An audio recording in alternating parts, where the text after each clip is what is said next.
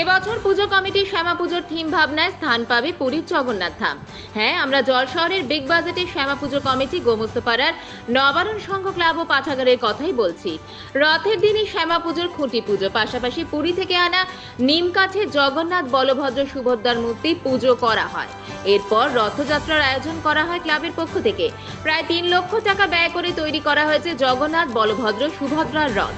গোমস্তপাড়া নবারণ সংঘ club ও পাঠাগারের সম্পাদক রাজেশ মণ্ডল জানান, আমাদের এবারে শ্যামা পুজোর থিম ভাবনাকে বিষয় করে রথযাত্রার আয়োজন।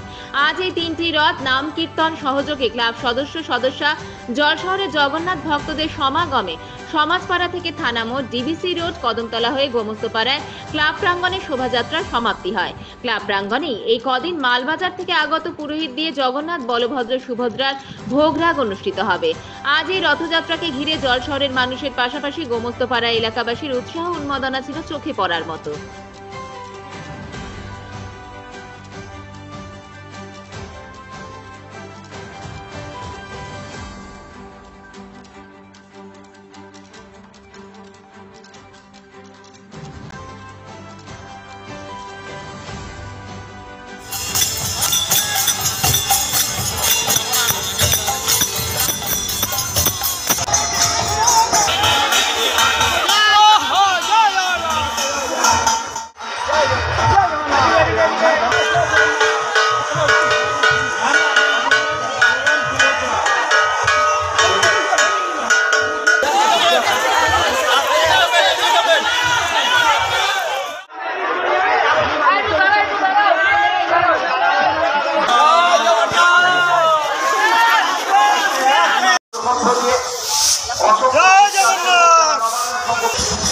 রথকে এগিয়ে নিয়ে যাওয়ার জন্য জলপাইগুড়ি বলভদ্রা সুভদ্রা এই রথ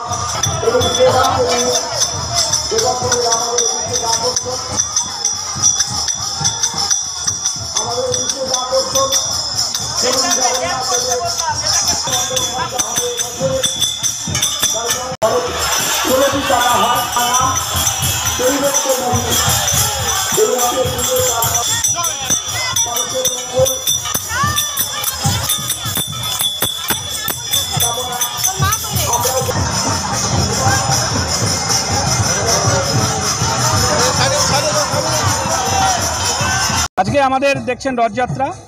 আমরা রথযাত্রার মাধ্যমে আজকে আমাদের থিমকে তুলে ধরলাম। আমাদের এবছরের 2024-এর থিম পুরীর জগন্নাথ মন্দির। সেই মন্দিরের কথা মাথায় রেখেই আমরা তুলে ধরেছি। আজকে খুঁটি পুজো হয়েছে, আর আমাদের এই রথযাত্রার মাধ্যমে আমরা গোটা শহরে পরিক্রমা করছি। আমাদের শুরু হয়েছে সমাজপাড়া থেকে, আর আমাদের শেষ হবে আমাদের ক্লাব নবারণ সংঘ গোমস্তপাড়া পর্যন্ত। উল্টো রথ পর্যন্ত পুজো চলবে। আমাদের পুজো আজকে থেকে স্টার্ট হয়েছে।